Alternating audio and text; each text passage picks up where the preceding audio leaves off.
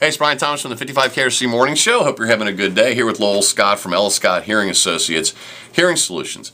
And we talked on air about a number of things. And in the past, we've talked about emotional well-being and depression that are directly related to hearing and hearing loss. You suffer dramatically as a consequence of hearing loss in ways that you might not imagine. Cuts you off social life. That's a pretty easy one to comprehend and understand.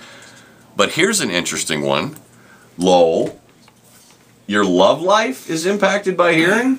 Yeah, according to the latest studies, they show that like 68% of the people have better relationships with their family and their spouses, so that for now 40% of them actually claim that they have a better love life with their hearing and when they get their hearing fixed versus not. Well, I suppose simple communication between men and women obviously are going to presumably improve things generally, and if things are generally improved through great communication, then of course the tangential benefit being a great love life, that seems logical and reasonable. It's just not something that I certainly would have thought of with hearing loss, but there you go. Yeah. And you had a great quote you mentioned on air from Helen Keller, and it really does sum up wonderfully the importance of having your hearing evaluated, maybe getting a baseline. I'm getting mine today.